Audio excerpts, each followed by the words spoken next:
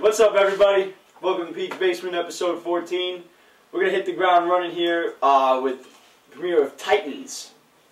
I was pretty pissed about this. It was a good book, all in and of itself, and I got 2 pages in and thought I was gonna be real mad at it because as soon as you open it up, it says, what was the title of this one again? Remind me, real quick. Today I settle all family business. Part 2. The Fickle Hand, Part 2. Where the fuck was Part 1? This is issue 1. What goal do you have making this issue Part 2 of a story? Goal. Unmitigated goal or just plain old tasty goal? Goal. Okay, just saying. Evil well, they had 17 years ago. They put out Part 1, which Titans was East Special Titans number 1. East Special, which I had to call Ramon because Steve was like, "Hey, Ramon will probably know that." So I was like, "All right, well." Yeah, that's Part 1. They released this in January. Okay, the date on the book says January, which means it probably came out in November. Yeah. Badly. Because not for nothing, Titans apparently came out in June. What month are we in? Is it the beginning of April? I don't keep track of these things. The medication has me all distorted. Fair enough. For real, my medication. So I'm going to go with November. I got the fucking cheap meds. I missed this one. I'm going to obviously have to pick this up on eBay. Oh no. But basically, Titans was really cool. Somebody tries to attack Nightwing. There's all of these crazy monsters going after the original Titans. Let's not give it all away, but I'll say this. Judd Winnick has been given title after title to fucking ruin. Outsiders that he was the last team book he had, and he fucking ruined that shit. I mean, they had to reboot because the reboot fucking blew goats. So did they put the boot on over the original boot? We rebooted. The first reboot was for retarded, and they definitely fucking reboot. This is actually good. It's readable. I give him 2 issues before he goes on his typical left turn. It's stupid, and we drop the book. But as far as starts go, it's a good, strong start. It was good. It is, and the art is pretty cool. I think I always liked Iron Churchill. Yeah, I did too. Yeah, I like it. I mean, the lineup's it's a classic lineup. Yeah. You know what I mean? And since the Flash isn't in any team book right now, it's a good, you know. And they finally found a use for Nightwing aside from fucking, really bad Daredevil knockoff. No, I'm not bad at it. Justice Society of America gets all my fucking love. There's a tie-in to fucking Death of the New Gods. Artwork is great.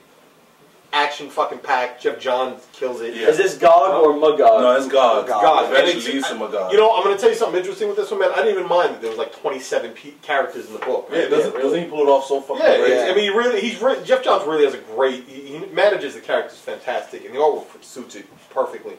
And the last page of the book is fucking great. Oh yeah. I still think Jeff Johns is the best writer in DC. That's It's a great full splash. fucking stable.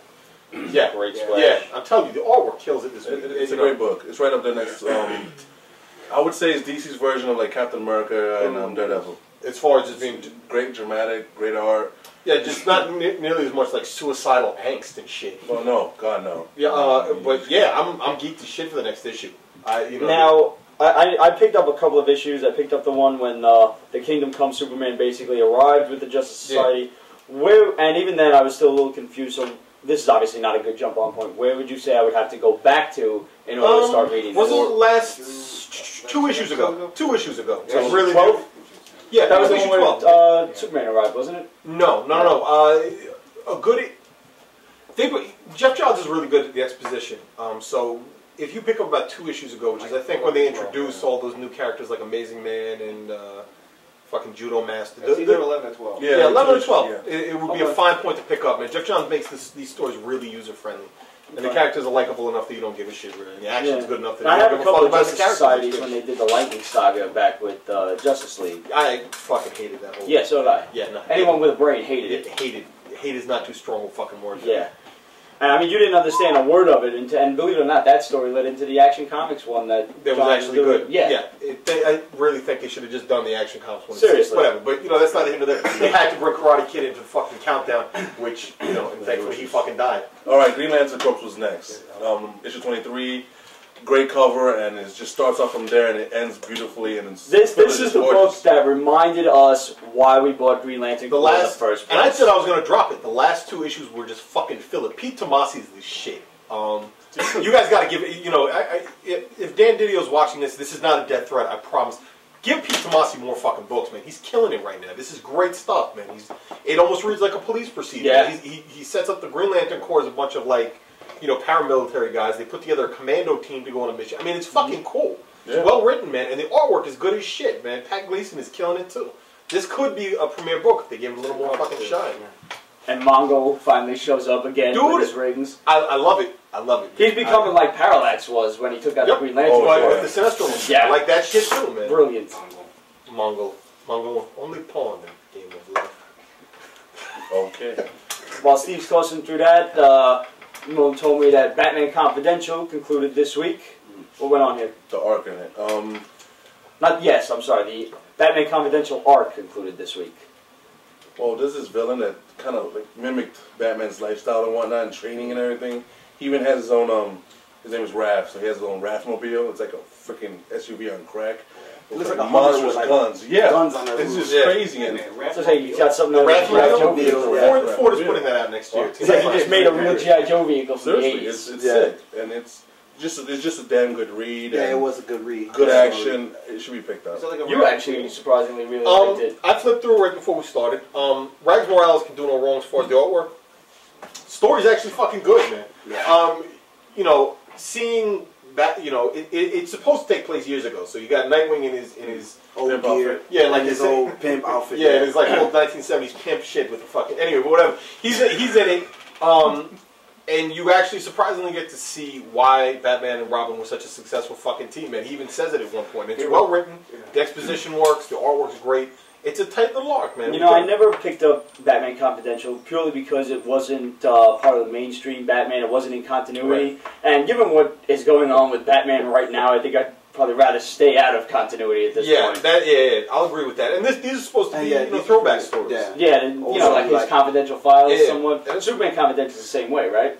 You got me. I haven't picked up a Superman book in dumb long. I have no interest in that stuff. Action Comics notwithstanding, of course. Action Comics is hit or miss for me. This last arc was fucking great. Next arc, I'm sure, will fucking blow monkeys. I was alone this week. I picked up Batman Death Mask. I thought it would suck. I thought it would suck too. The reason I picked it up in the first place was because I read the graphic novel Batman Child of Dreams, which was also a manga, and that was flipping awesome, man. The magazine, the artwork rather. What the fuck was I saying? The magazine. I was gonna say manga.